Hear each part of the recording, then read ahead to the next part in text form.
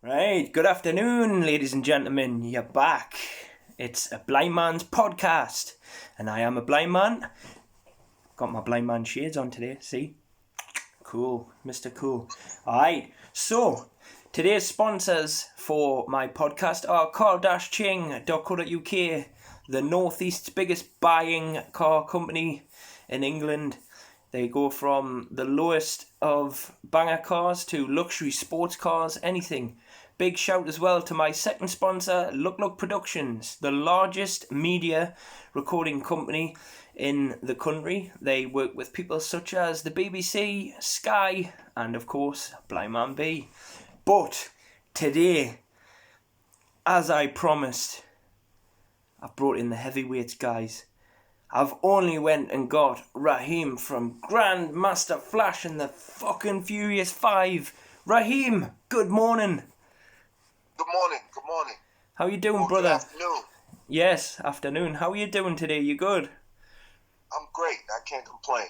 That's what's up. As long as you're breathing and you're above ground, we're good, huh? Absolutely. Right, so, a lot of people already, of course, know who you are. If they don't, where the hell have they been for the last 40 years, I suppose? So, basically, I'm just going to kind of start from the beginning. We're not going to go from the real beginning because, as I said, people know who you are. So, you were born in the Bronx, brought up in New York, that's right? Yep. So, childhood. How was childhood? Childhood was great. That was during the birth of hip hop. The 70s, the late 70s in New York City was a very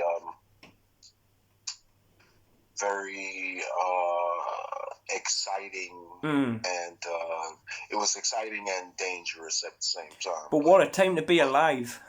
Much more exciting I'm sorry? What a time to be alive, though, to be born. Pardon? A great time to be born. Yes. Yep. A great time. Yeah. Yep. And there were dangers or whatever that we faced, but for the most part, those times were really fun because you got to really be a kid. You got to go outside and play whatever. We played a number of games outside, and obviously at the time there were no cell phones, no personal communication devices, so there was no reason why kids would have to stay in the house unless they were on punishment or something. Yeah, like unless that. they were what we would call in the UK grounded. Yes, exactly. So obviously, when I was a child, we had games. We had games such as British Bulldog, Curbsy. We played football a lot, which is soccer to you. What kind of games did you guys have when you were kids? Yeah. Oh man. Well, we played football, like American football. Yep.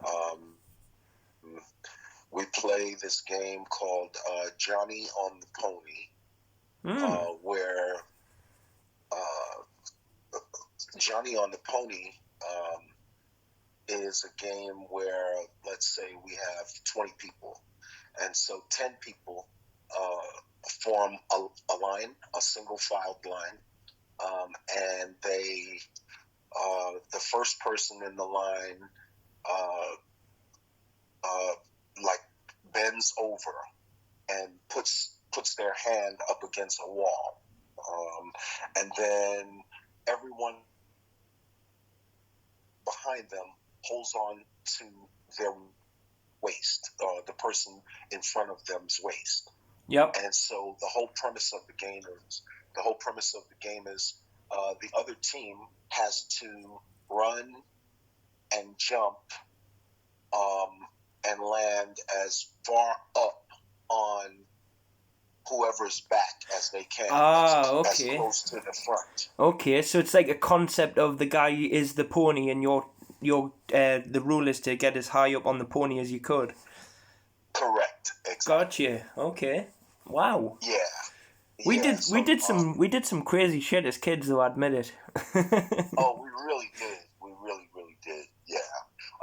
You know, and we had a game that we played with the girls called Run, Catch, and Kiss. Yeah, we have that. We have that in the UK. We call it catchy kissy. Oh, okay. So basically, it's the same concept. You chase the girl, and if you grab her, you get a big sloppy kiss on the lips. Exactly. Wow. I bet that was fun for you, huh? Yep, those were some of the games that we played as kids. Wow. Yeah. So what? How old were you? How old were you when you started to find hip hop cool? Well, you know, hip hop was born in like 1973. Yeah. So I had my first experience. I went to my first hip hop jam in 1976. Nice. And I was 13. And so, you know, I had to go with a group of my friends. So that was the only way my mom would let me go. And it was a really cool scene. You know, Kool Herc, he was like the closest thing to God that we had in the hood at the time. And let me see. You know, Kool Herc's jams. His parties were always like jam packed, and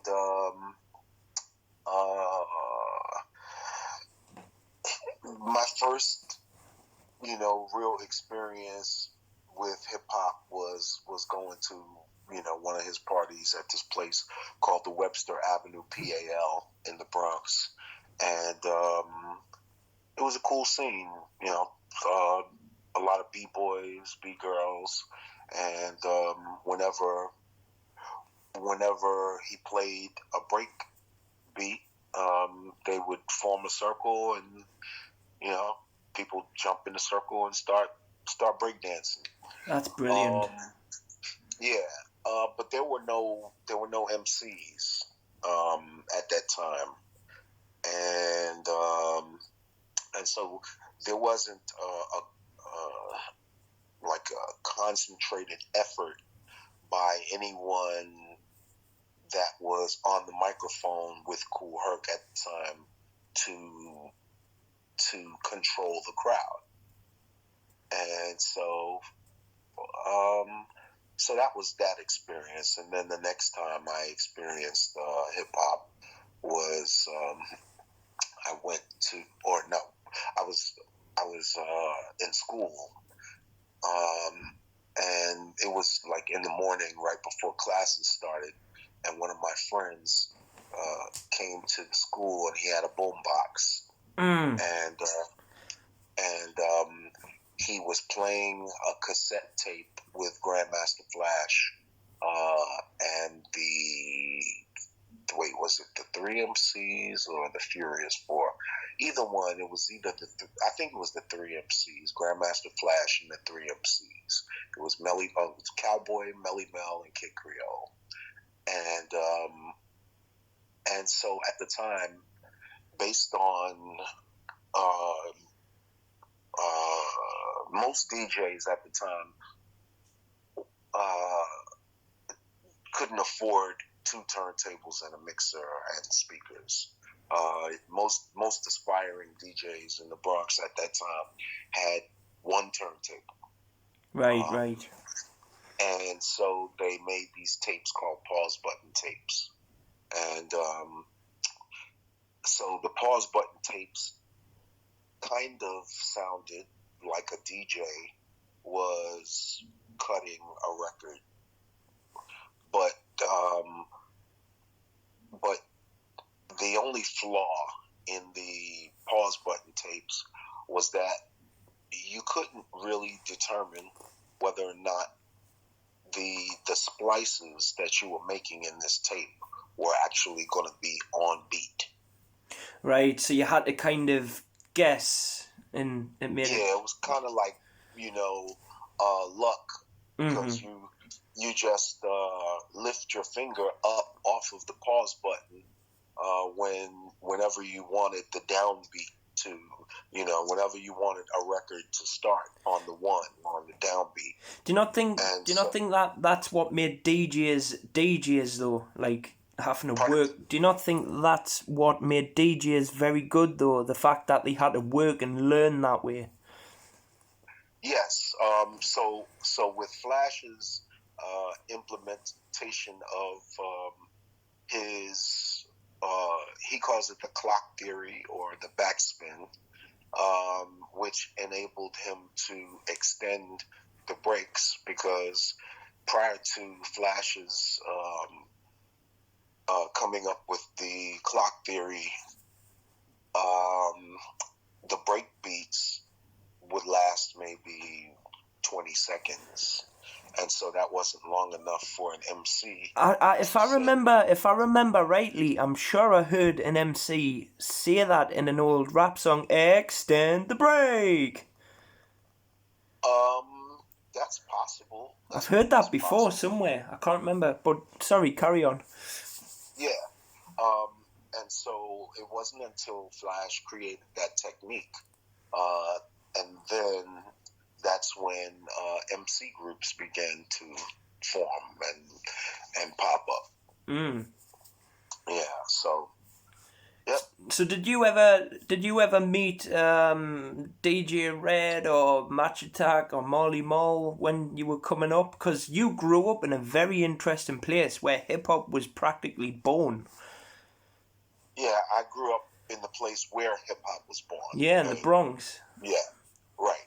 And Molly Mall was not involved in hip hop when I was, when hip hop was born. Right. Queens didn't get hip hop until the late 70s, like maybe 78. So how come I used to hear people say Harlem was like the place to be for hip hop, because I am aware that it was born in Bronx, but you tend, when you watch documentaries on YouTube about hip hop history, they always point in Harlem's direction. Well, there were places in Harlem that we used to play, but it was Harlem and the Bronx. Right. Yeah, that's good. That's cool. But mostly, there were places in Harlem that we played, but there weren't many places in Harlem that we played. As I think about it now, let me see. There was the Renaissance Ballroom. There was Harlem World. There was Studio 125. And, so those three places that I can think of offhand. Let me see. Savoy Manor. Well, no, the Savoy Manor. Okay, so that's in the Bronx. Okay, so the places we used to play in the Bronx, T Connection, Webster Avenue, PAL, Savoy Manor, and Savoy Manor, Burger King Disco. There was a Burger King location in the Bronx in the 70s that used to allow DJ crews to give parties in there when Burger King was closed. Because isn't that not where you, correct me if I'm wrong, that's where you used to MC, and that's how because you became part of Grandmaster Flash in the Furious 5, but before that it was the Funky 4. Right. But no, we didn't perform. We didn't give parties in Burger King. That was Love Bug Starsky. But you were founded by winning a battle, right? Right. I was in the group, the Funky Four, the original Funky Four. That's it. And we battled Grandmaster Flash's crew. Our DJ Baron and DJ Breakout battled Grandmaster Flash, and we battled the Furious Four, and we were the Funky Four, and we had the first female MC, my sis Sharrock. Big shout, Sharrock. Yeah, yep. And they won the battle, but a few days after the battle, Melly Mel, and at the time his name was Mr. Ness, and he later changed it to Scorpio. Mm-hmm. They showed up at my mom's place and asked me if I would be interested in joining their group, and so that's how I got in their group. Was that an instant yes, or was it I'll think about it? No, it was I'll think about it, and it took about a week. Because even though I really wanted to be a part of their group, I loved the Funky Four. They were like my family. Yeah, so, you've got to check the terms and conditions before you just tick the box, right? Right, exactly. So I wanted to, I wanted to do it in the most respectable way, I would say. Respectful way that I could, yeah. Yeah, because you didn't want to go and look like you were snaking off, you were pissing your Furious 4 off, but at the same time you didn't want to say no to probably the biggest opportunity in your music career. So that must have been a hard decision, Ra. Wow. It was. It really was. Wow. So how did the Funky Four take it when you said yes? Were they cool with that? Were they like, "Are you going to take us with you?" Or no, the group broke up after that. Oh, for a short time, and then they reformed, and then they added 2 more members as a result of me leaving the group. So was it sour apples because of that, or did that just happen anyway? No. When we saw each other, we always spoke. We always maintained some level of communication, and we were always stayed civil. Always remained cordial with one another. Okay, so that's cool. It wasn't like because you do. I don't know if it's like this in New York when you were growing up, but where I come from, if somebody gets higher than another person, they'll say they won't. They'll never admit that they get jealous, but you can see a form of jealousy growing around them. You know, it's like, we did better songs than him. We've done more songs than him. How's he getting there? And and yes, it gets a bit childish, if I dare say, a bit childish. Right. So they start hating on you, and they start trying to sabotage you, and I've never been about sabotaging other people's careers, or like me personally, I couldn't give a toss if you get bigger than me. I'm just doing what I enjoy anyway, and if I do get big, then it's a bonus, Exactly. So I've never been one for ruining people's careers. I've never understood that shit. The step over your best friend to get further than them thing. Right. That's not good. Nah, it's snaky. I don't deal with people like that. Nah, it's snaky, I think what I'm trying to get at, Ra, is it separates the boys from the men, Yeah, sure. Because a man would stand up and say, okay, that's cool, good luck to you. A boy would kick and scream and hoy the toys out the pram But exactly. Yeah, so do you want to tell me again for my podcast the story about the time when you met Tupac Shakur? Okay. Please. Sure. We were in Atlanta, Georgia, for a seminar called Jack the Rapper, Mm-hmm. It was an annual seminar, and we were staying in this. Tupac and I were staying in the same hotel, Mm-hmm. and I was staying on a floor above the floor that he was staying on, and so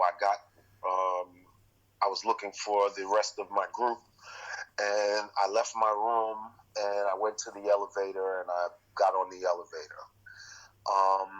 When the elevator doors opened, when I got on the elevator, there was another guy that was standing at the elevator waiting to get on as well. So we both got on, and the elevator went down. When the elevator went down, it stopped on the very next floor. The doors opened, and there was Tupac and his entourage. Yeah. And they signaled. His security was signaling for me and the guy to get off of the elevator. And so I looked at them and I said, well, I'm not getting off on this floor. I'm going to the lobby. And they were like, well, Tupac and his entourage want to get on the elevator and they need you to get off. And I'm like, well, I'm going downstairs and Tupac and his entourage can get on the elevator and ride downstairs with Raheim from Grandmaster Flash and the Furious 5. And so they didn't look happy, but they stepped onto the elevator anyway with us on there. And so Tupac, he had a cup, and I could tell that it was Hennessy. Yeah, he was always about the Hennessy. Yeah, and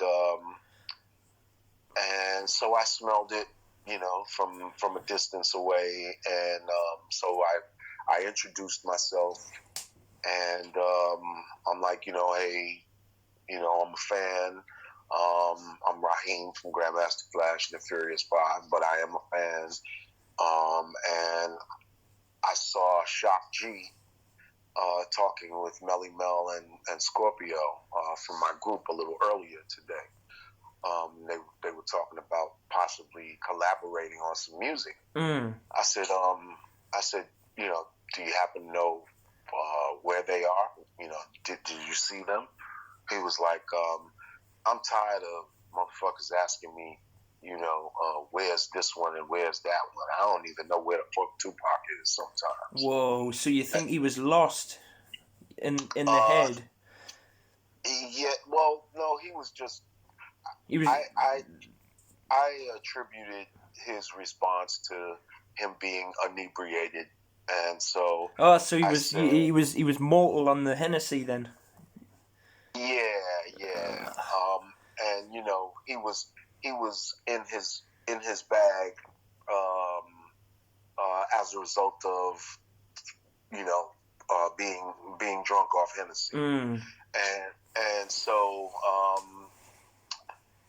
we exchanged glances or whatever, and then by the time we didn't say any more to each other. The elevator doors opened and we went our separate ways after that.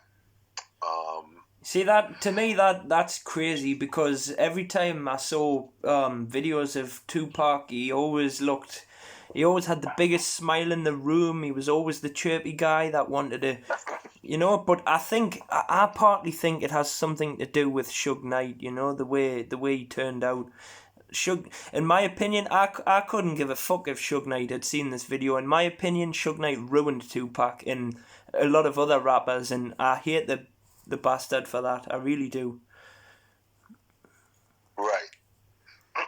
Well, I got an opportunity to meet Suge Knight, and surprisingly, he was pretty cool. At least towards me. Yeah, but on all narcissists, pretty cool when you first meet them, though.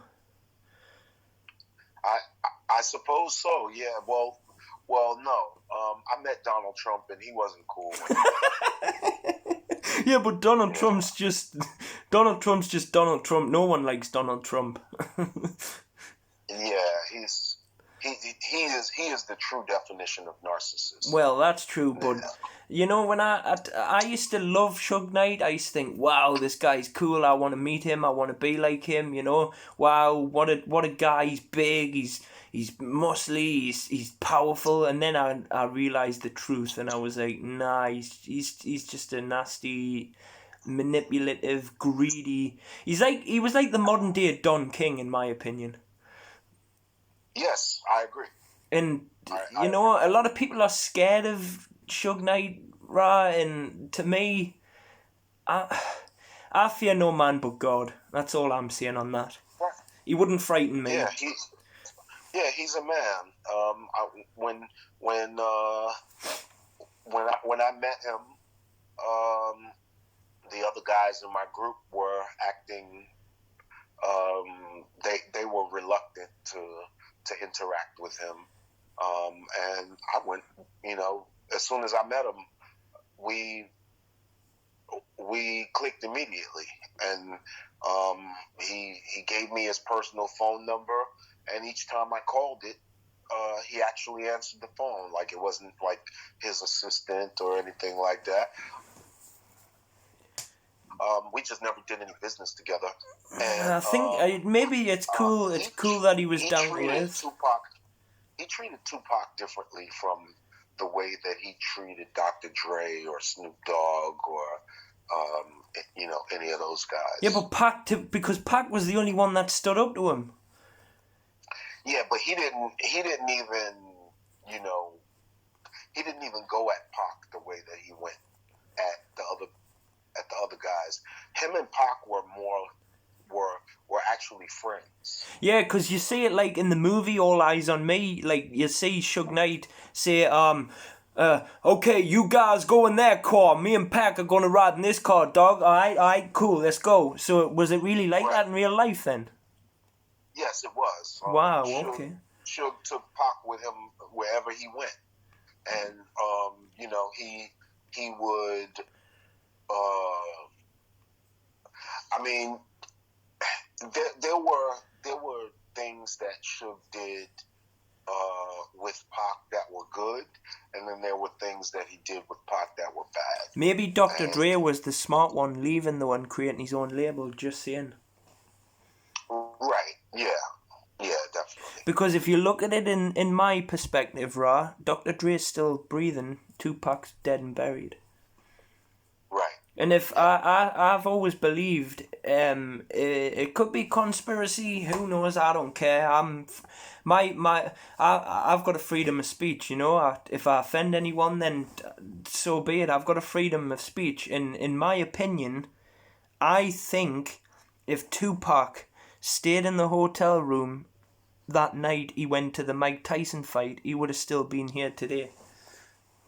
Right. Mm-hmm. You know, because that night in my mind was just so crazy. You know, they go to a Mike Tyson fight, then they end up in a fight, and then he goes back to the hotel to get changed. His girlfriend at the time begs him to stay there. He says, "No, baby, I'll be back shortly." And then he gets in the car with Suge Knight, and then boom, gone. Yep. It's just a crazy story, and it gets to my... It really upsets me why it's never been solved. You know? It's... I mean, I don't know how you guys talk... I just feel as if when you talk to Americans about Tupac and Biggie, they go very quiet. You know? Well, I mean, there's not much more to say except, you know... It is what it is. What everybody knows. Yeah, it is what it is. So did you ever get a chance to meet Biggie, or was that a long shot? Yeah, my group and I had a radio show, and Biggie was one of our first guests. Wow. We actually were one of the first radio shows to play his first single. Juicy. Yes. Wow. See, I loved Biggie too. I think Biggie was cool, but I've noticed Biggie was more laid back than Tupac. Biggie was more like, you know, just whatever, let's do it, you know? Right. Yeah. Mm-hmm. Definitely. So what did you think of Christopher Wallace as a person? Was he the gentle giant that he came across as, or was he like hip hop? Like, I did. I mean, based on our short interaction at the radio station, he seemed like he was a pretty cool person. He seemed he was funny. yeah, I can imagine that. I can't imagine that. He was cool. He was laid back. He always dressed in that. He always dressed differently as well. Like to all the other rappers, like Biggie to me dressed the best. He had the leather jackets, the flat hats, the sunglasses. He was just so cool. He was a cool guy. So how big actually was Biggie? Was he really like? Was he? It's a silly question, but was he really? How big? Was he like really tall and wide, or was he short and wide? No, he wasn't. He wasn't that tall. I don't know. Maybe he was. I don't know. 5'8", 5'9". Yeah. Maybe. Okay. That's just a weird, curious question that popped in my head. Yeah, and he was round. He was chubby. He was a big guy. He used to say he was the sexiest fat motherfucker in the world at the time. Right. Exactly. That's his kind of humor. I love that. He was fat and he didn't care. No. So what would you say was the greatest gig you and Grandmaster Flash and the Furious 5 ever did? The greatest gig? Mm-hmm. The one that sticks out the most to you?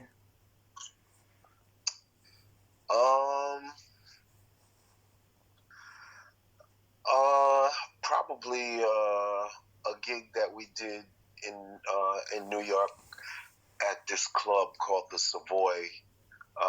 It was an award ceremony. It was called the Urban Contemporary Awards, and Quincy Jones and Luther Vandross came over to me and asked me if they could take a picture with me. Wow. Quincy Jones and Luther Vandross asked you for a selfie. Yeah, and my jaw almost hit the floor. I'm like, you're asking me? Yeah, it's like you're thinking it should be the other way around. Like you're supposed to ask them. I don't even know how to respond. Obviously, yes, but I don't even. Wow. That's amazing. Yeah. That just shows the level of fame that you are. I told you.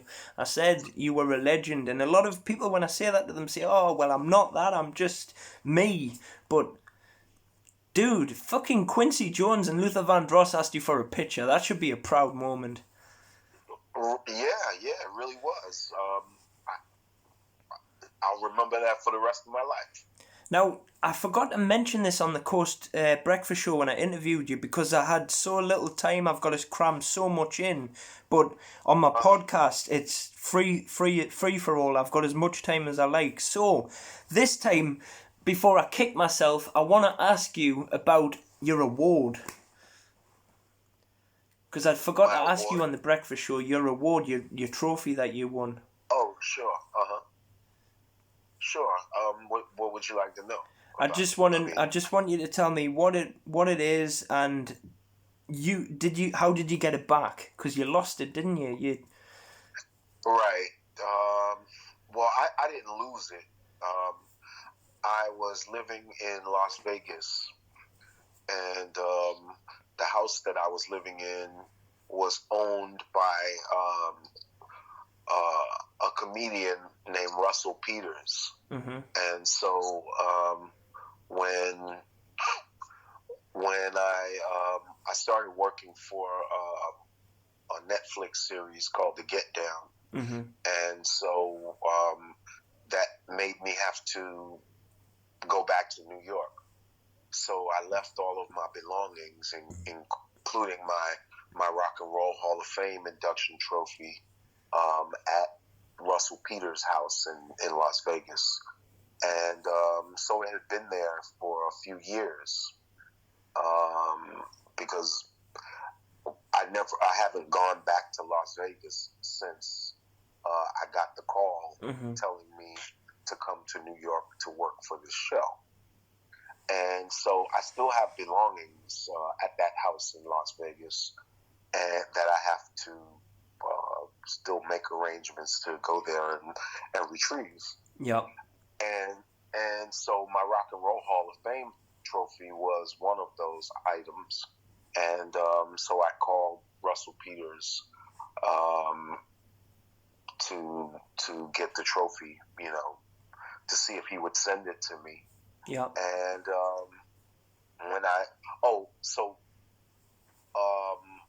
but I was alarmed because I happened to be on Instagram one day, and someone tagged me in somebody's video, and when I clicked on the link, it was a video of Russell Peters, and he was at his home in Los Angeles.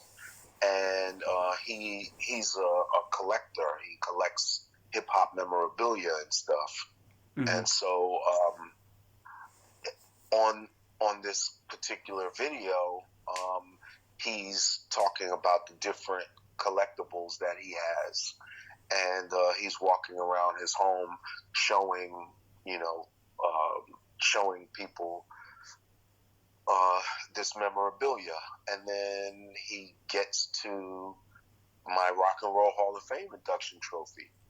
And you're like, that's mine. I was like, oh, wow.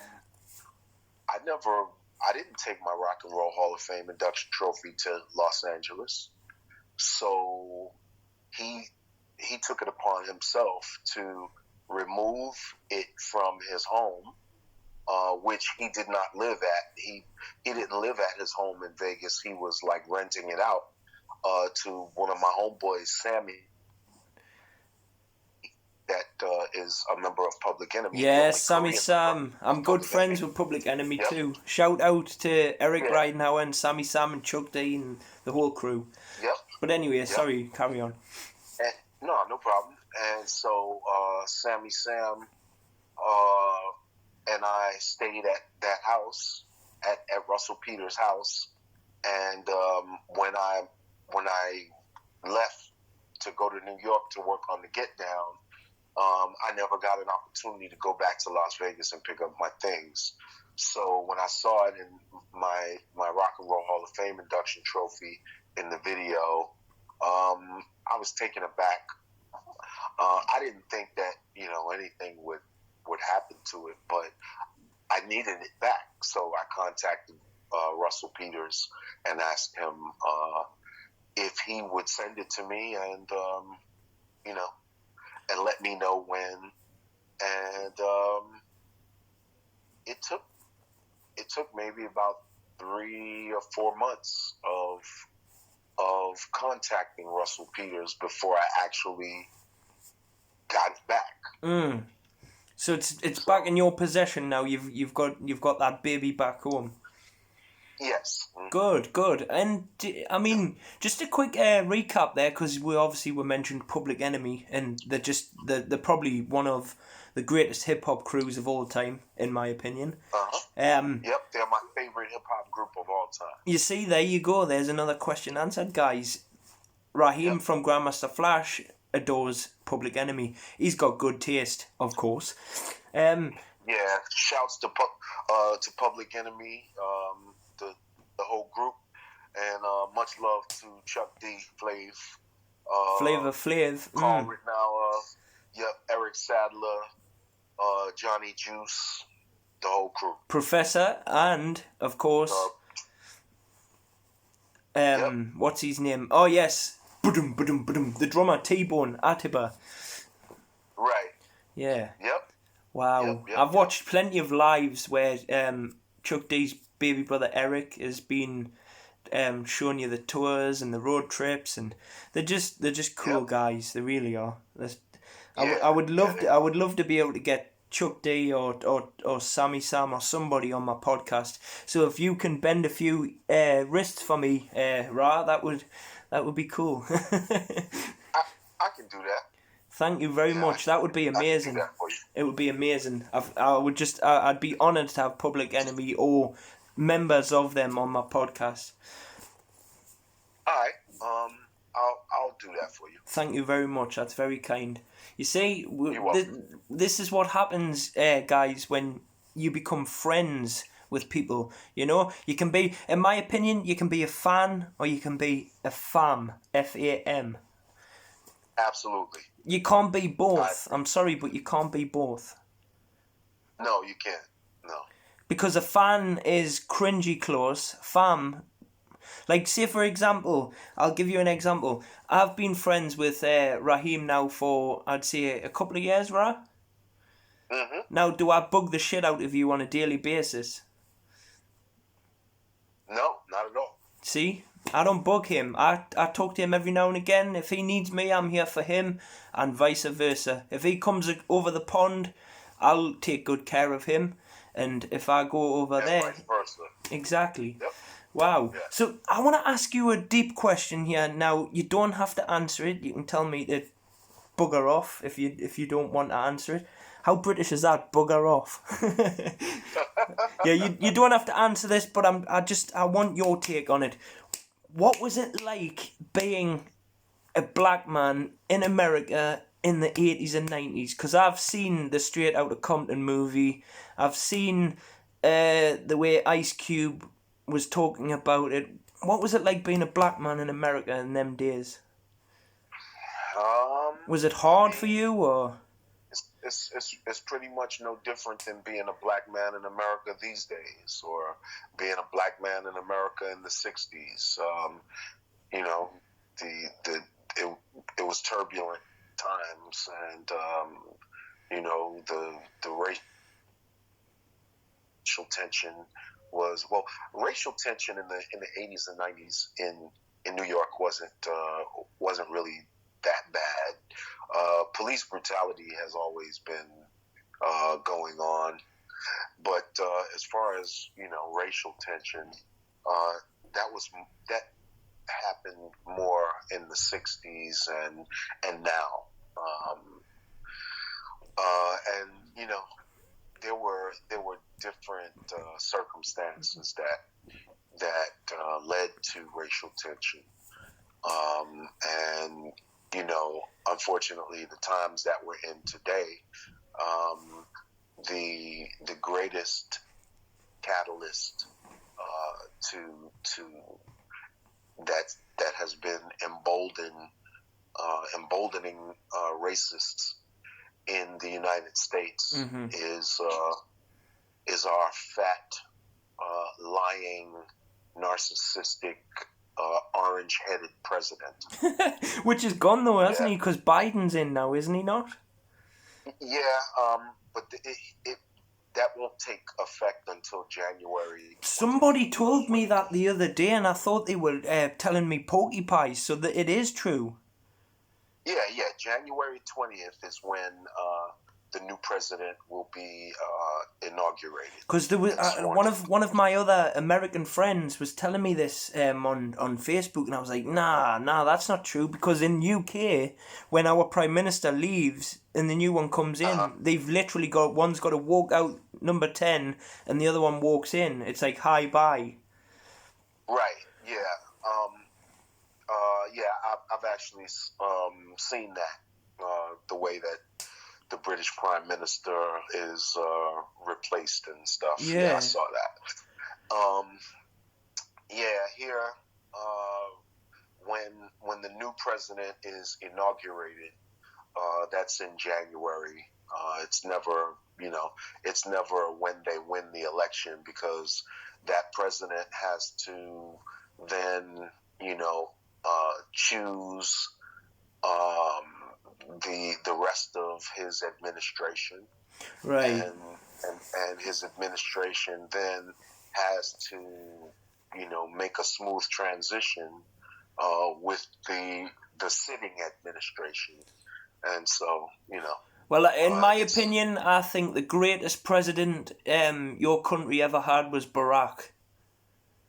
Well, I think that Barack was, the best president that I've ever seen. If there were any presidents that were better than Barack Obama in America, then they had to be before my time. Maybe Ronald Reagan as well. Ronald Reagan was a good president. Well, no, not for black people. In America. Okay, my Ronald bad. Reagan wasn't. Yeah. My bad. No, that's okay.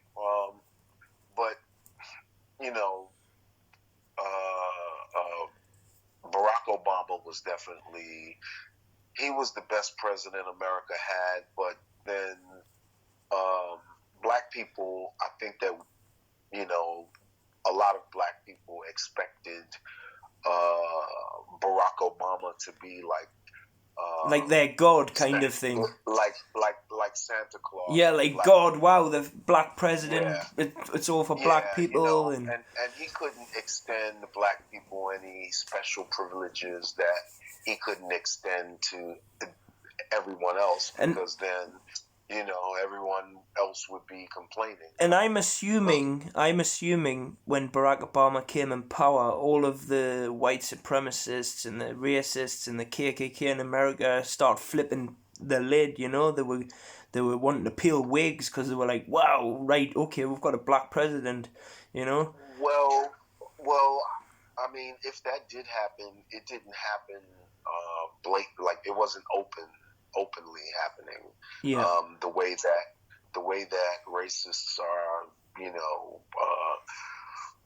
are making themselves and their positions known today. Well, it just goes to show, Ra. It just goes to show that racism is complete fucking utter stupidity, because me and you sit here repetitively and have over 1 hour conversations. We don't have any hostility. We don't argue. We don't disagree on nothing. And I'm as white as vanilla ice cream. So. Right. And I have white friends, I have black friends. I've got more black friends than I do white friends. I have friends of all ethnic groups, and so I don't judge people based on where they come from. The way I see it I is, judge people based on how they treat me and how they treat other people. Exactly. The way I see it is, it doesn't matter. It doesn't matter what color skin you are, where you come from. If you're a nice dude, I'm a nice dude to you. Yeah. You piss me off, I'm gonna stamp you out my life immediately. Yeah. One of my best friends. There's only one race, the human race. Exactly. One of my best friends, Ra, is actually Indian. So there you go. Okay. And that's cool. We're gonna be doing some music together. So. Oh, nice. We're calling it Lyrical Prophecy. It's been a long-winded conversation because our idea came about 2 weeks after the original UK lockdown. So this whole year has just been us blowing hot air about Lyrical Prophecy, but we'll get there eventually. If it's right, it'll work out. If it's not, it'll phase out. Exactly. So I was thinking, my last bullet point on the black thing. Do you think blacks were treated worse in Belwatts and Compton and all that area than they were in where you were, or was it just the same all around the country? No, it's the same all over the country. Right, okay. So all the police were like that then. Do you remember your new bars about that you wrote for you to be able to do for me, or they're written down and you need to find them? No, I don't. Alright, let's hear a bit of... Right, ladies and gentlemen, here we go. We're going to hear a bit of Raheim from Grandmaster Flash and the Furious 5 do a bit of freestyle a cappella. This is gold dust, guys. When you're ready, bro. Okay. So this is a song that I'm writing about police brutality. Perfect. There you go. Some biased cops persecute me for my irrevocable brand. Fire shot searching through my hood, dispose of my fam. Pull up next to me, say keep it moving, told them I am. Don't shoot, can't breathe, so I shoulder my hands while you practice your policy enforcement tactics on our black kids and mostly male adolescents on the blacklist, slaughtered like catfish. Narcotics, no weapons, are we the manufacturers? Just people you displaced who are in pursuit of happiness, but y'all don't give a shit about us. All y'all capitalists. And ain't it kind of egotistic, invading countries every Sunday? We so Christian, calling people terrorists, and we no different. Supposed to be civilized, we so vicious. FEMA got them coffins on the side of the road, and GA, I guess they really plan to take no prisoners. Where's the fire extinguisher? All right, well, I'm gonna give you one back just from the top of my head, real quick. I couldn't do this on radio, you see, but I can here. Okay. This is all from the top of my head. All right. So there's a black man and a white man speaking on another level. But you see, me and Ra, we're still on the same level. We don't go out committing crimes like we are the rebel. The only thing that should be black in life is not the devil. Skin colour doesn't matter. We can sit here and have a patter, titter, tatter, chitter, chatter. Because friends are friends and they'll always be friends till the end. No matter, even if you look at the gun end. Should not be a trend. Racism, you need to stamp it out and put it down. Because I don't care if you're black or white and you're in my town, as long as you smile at me and I won't frown. You like that? Nice. Top of the dome. Nice. And then where I come from, we tend to we grew up with music that was a bit more get a bit of get you, a bit of bicy, a bit of that chicken about sansa, a bit of bicy, bike right now, it was all that kind of shit, you know, like the choppy skippy shit. But we evolved more into half of the country wanted to do hip hop. The other half of the country created their own genre of rap called grime. Oh, okay. Grime, I don't know if you've heard it. It's people like Skepta, Stormzy, Dizzy Rascal. You said grime? Grime, yeah, Grime. Yeah. Yep. So I'm not grime MC. I've always been for the hip hop. Right. Because when I grew up, I would listen to people like the Wu-Tang Clan, Mobb Deep, Eminem, Tupac, Biggie. Right. DMX. And DMX is actually probably one of my favourites. Like you say, Public Enemy. Mine is DMX, and I'll tell you why. Because sometimes I arrogantly would think of myself as the white DMX. Now I'll explain why. Because DMX had a troubled past, but he turned to the gospel. And now he's trying to turn the word of the gospel onto people so they don't make the same mistakes. I'm like that, but I'm not DMX. I'm Blind Man B. Right. So that's what's up. There you go. So I think that's nearly about it. What can you please, just for me and the fans, do a bit of your verse from?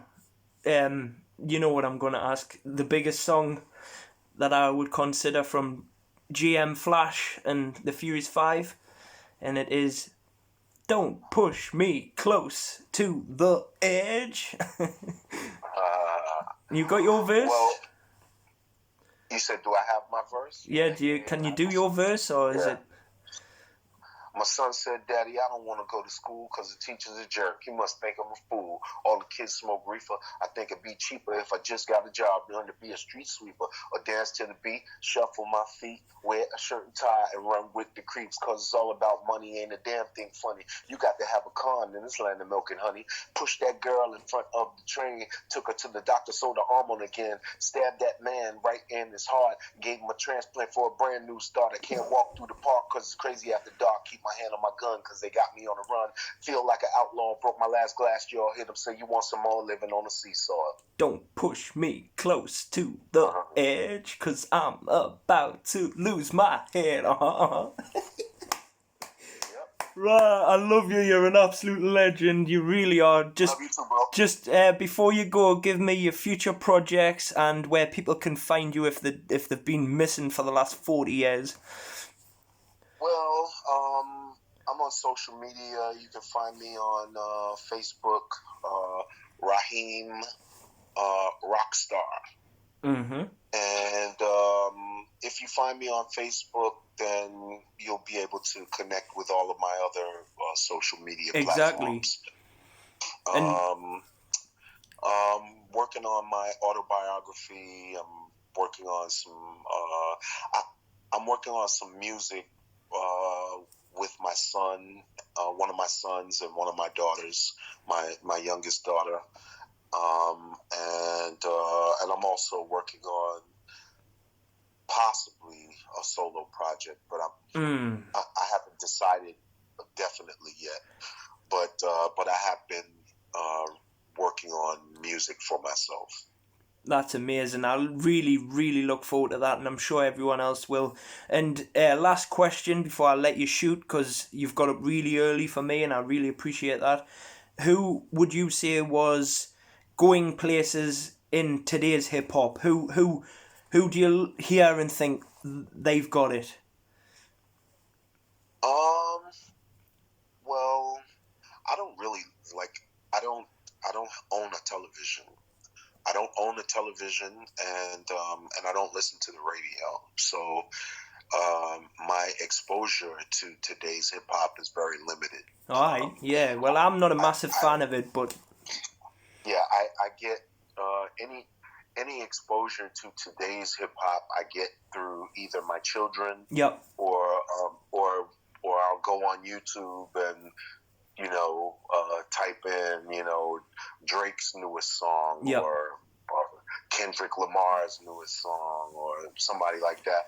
But other than that, I'm not really abreast of what's going on in today's hip hop because I'm not signed to a record label. So it's not like I need to keep my finger on the pulse of what's going on right now with MCs, because I don't know that I'll be releasing music in the conventional way, like through a record label. You know what, Ra? Middle finger to the record labels. Let's do it ourselves. We don't need one in this day and age. Right. More than likely, any music that represents me will probably be attached to some film or television show. Well, my favourite rappers in this day and age, I'll do unsigned, American and British. Favourite unsigned of all time will always be Brother Black from New York, who I met when I was there and recorded a song with him in a studio in Brooklyn. He's a big fan, friend of mine and a fan. And my favourite American famous rapper that's active right now is Raheim. And my favourite UK rapper right now that's active is Stormzy. Oh, okay, cool. So, keep doing the good thing, brother. I absolutely adore you and your family, and I wish you nothing but luck. And please send me your new music, because I absolutely love you. I thought your stuff in the 70s and 80s was amazing. I can't wait to hear 2020, Raheim. Thank you, bro. And God bless, and enjoy the rest of your day. Absolutely, my brother. And fuck Donald Trump. Fuck Donald Trump. Yay, said it. Look, 1-800-CALL-U-HAUL. Yeah, so company. Donald Trump, you heard it from Blind Man B in England, you heard it from Raheim in America. Fuck you, Donald Trump. We don't like you. All right. God bless, brother. Peace and love, folks. Alright, one. Peace. Alright, one. There you go, guys. There you go. Wow. These podcasts are just getting crazy now. Woo. Raheim from Grandmaster Flash and the Furious 5. If he's not the foundation, the skin and bones of hip-hop, If he is not hip hop himself, then I don't know who is. Make sure you like, subscribe, hit the bell. I'm going to try and get Public Enemy on. I've never failed you on a promise yet. Peace. I'm going to end this now. Peace.